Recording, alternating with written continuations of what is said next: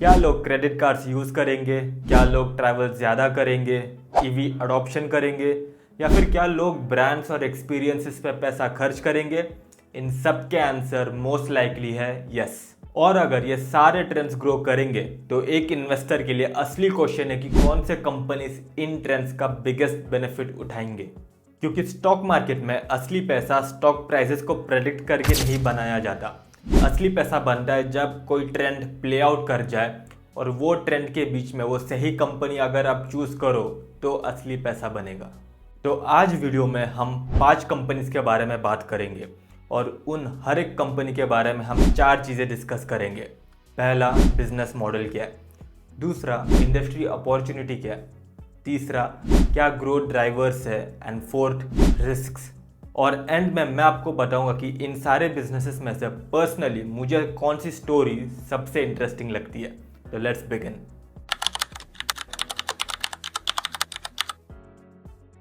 सबसे पहली कंपनी है चोलामंडलम फाइनेंस, या सिंपल लैंग्वेज में छोला फाइनेंस।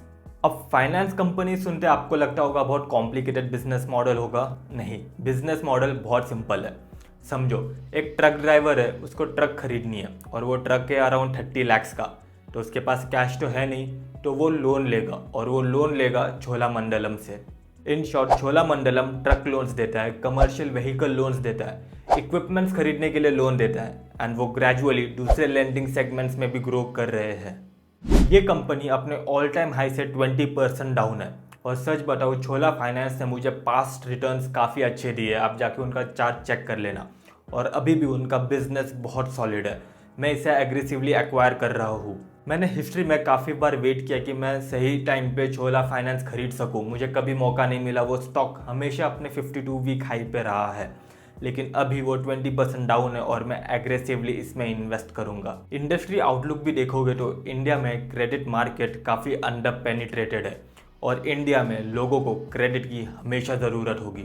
इनके ग्रोथ ड्राइवर से कि क्रेडिट मार्केट बढ़ रहा है, व्हीकल लोन्स भी रैपिडली इंक्रीज हो रहे हैं। हर किसी को गाड़ी खरीदनी है और वो भी लोन पे। और एसएमई लेंडिंग, स्मॉल विलेजर्स को और स्मॉल लोगों को जिन्हें बैंक लोन नहीं देती, उन्हें ये कंपनी लोन देती है और वो लोग लोन अपना चुकाते ही है। अब आईफोन ईएमआई पे खरीदते हो, flight tickets, movie tickets book करते हो, जोमेटो स्विगी ऑर्डर करते हो एंड मोस्ट लाइकली ये सारी चीज़ें के लिए आप क्रेडिट कार्ड यूज़ करते होंगे। जैसे जैसे मिडिल क्लास ग्रो करेगी, कंज्यूमर स्पेंडिंग इंक्रीज होगा, वैसे वैसे डिजिटल पेमेंट्स बढ़ेंगे एंड उसका डायरेक्ट बेनिफिट मिलेगा क्रेडिट कार्ड कंपनीज को। आपने रिसेंटली नोटिस भी किया होगा, यूपीआई में भी रुपए का क्रेडिट कार्ड आप अटैच करके पे कर सकते हो। सो क्रेडिट कार्ड का मार्केट काफ़ी बढ़ने वाला है। इसके ग्रोथ ड्राइवर सिंपल है, लोग तो बढ़ेंगे ही लेकिन यूसेज करने का जो अमाउंट है वो भी बढ़ेगा।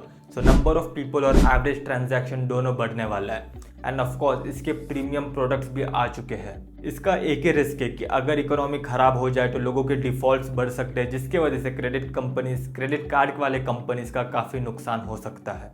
अब आते हैं सबसे एक्साइटिंग कंपनी पे, ओलेक्ट्रा।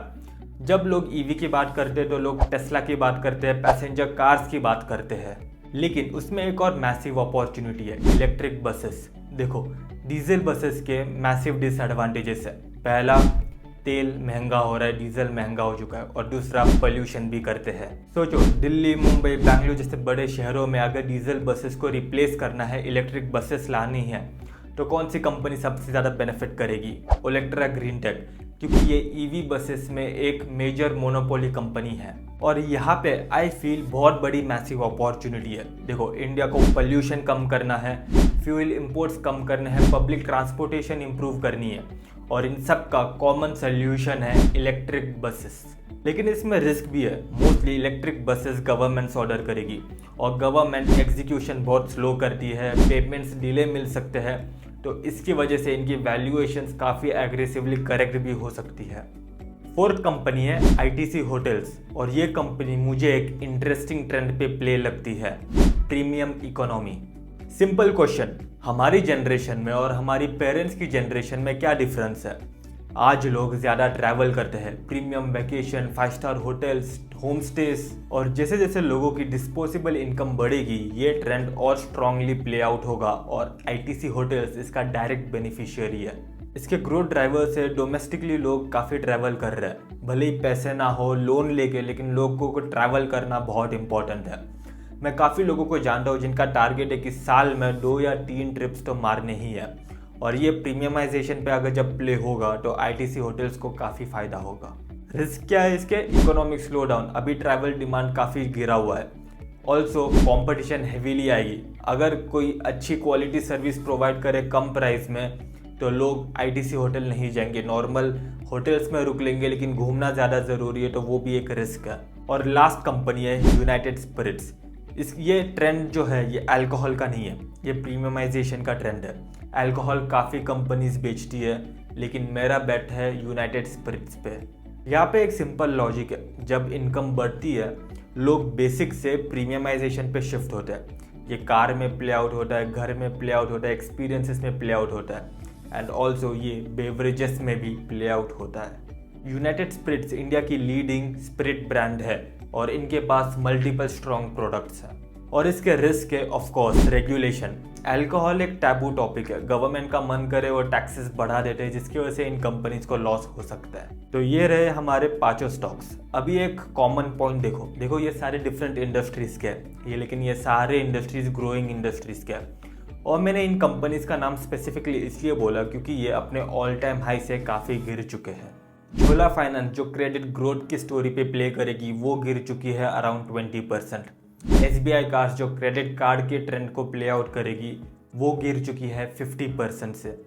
ओलेक्ट्रा जो इलेक्ट्रिक बसेस बनाती है वो अपने ऑल टाइम हाई से 40% गिर चुकी है। आईटीसी होटल्स जो टूरिज्म के ट्रेंड को प्ले आउट करेगी वो भी 40% अपने ऑल टाइम हाई से गिर चुकी है। एंड यूनाइटेड स्पिरिट्स जो प्रीमियम अल्कोहल का प्ले ट्रेंड करेगी, एंड ये काफ़ी लार्ज कंपनी है, एंड ये भी अभी 20 to 25% डिस्काउंट पे मिलेगी। क्योंकि असली पैसा बनता है जब कंपनी उस ट्रेंड को प्ले आउट करे, जब पूरा सेक्टर ही ग्रो हो रहा है और वो कंपनी भी ग्रो हो रही है, तब होती है असली कंपाउंडिंग और तब बनता है असली पैसा स्टॉक मार्केट में। तो कमेंट्स में बताओ इन 5 कंपनीज में से कौन सी कंपनीज का बिजनेस मॉडल या सेक्टर आपको सबसे इंटरेस्टिंग लगता है, और इनमें से किन कंपनीज में आप इन्वेस्ट करने वाले हो। अगर कोई और भी कंपनीज है इंडियन स्टॉक जिसमें आप इन्वेस्ट कर रहे हो तो कमेंट्स में पक्का लिखिए। ऐसे ही प्रैक्टिकल इन्वेस्टिंग वीडियोस के लिए please subscribe invest with Kartik. मैं एवरी वीक ऐसे फाइनेंस रिलेटेड एक स्ट्रॉन्ग वीडियो लेकर आऊँगा। मैंने पिछले हफ्ते यूएस मार्केट पे वीडियो निकाला है, so please check it out. आज के समय यूएस मार्केट में इन्वेस्ट करना ऑलमोस्ट कंपलसरी हो चुका है, so please subscribe, stay subscribe. Comment में लिखिए आप किन टॉपिक्स पे वीडियो देखना चाहोगे, and see you next week.